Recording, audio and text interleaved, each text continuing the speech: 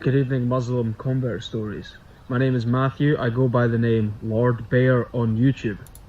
This is going to be a brief overview of why I chose Islam, how I came to that decision, how I'm getting on now. I had my Shahada 2 or 3 weeks ago now. I want to brief this with, that there's no way I'm going to get through every single reason as to why I chose Islam, because it's kind of been a lifelong calling that I've had. I've been documenting my journey on my YouTube channel, which is already getting attacked by YouTube. A better way to describe YouTube would be the Matrix. My videos have started to blow up to a degree. A few of them have went semi-viral. My Shahada has nearly 100,000 views. Like I said, there's no way I can get through everything that I want to get through in this video because it's only about 10 to 15 minutes long. So if you want the rest of my reasons, I'm doing an 8-part series as to why I chose Islam. It's going to be over on my YouTube. I'm sure the gents behind Muslim Reverts will put the links in the description. Let's get going. I'm going to link his channel as well. Brothers and sisters. If I had to give 2 reasons in a brief video as to why I chose Islam, it would be faith and law.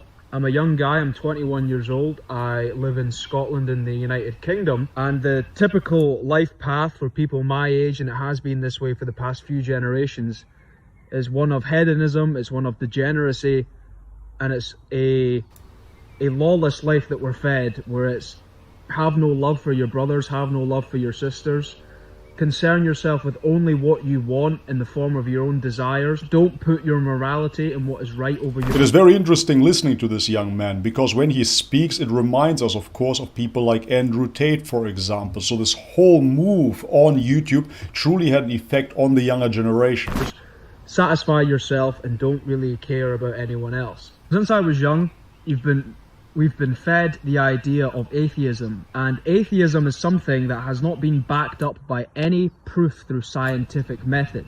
No. I mentioned this on my other channel, that there is the scientific method, which is you have an idea, you test it, you change a variable, and then you try to disprove it, and if you can't disprove it, you then have a law.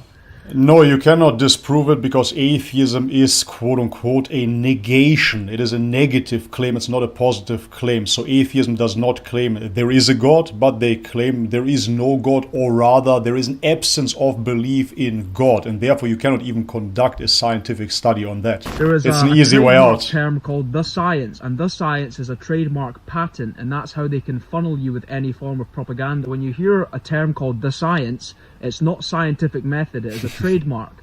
Well, when they tell you that you are a monkey that comes from nothing... Yeah, exactly. If you look back into the past few years, you saw what has happened. Science told us objectively what to do, and everybody followed along. Everybody accepted this science as God ultimately. But this is absolutely not what science is about, as he said correctly here. Science, the scientific method, is about finding out what is true.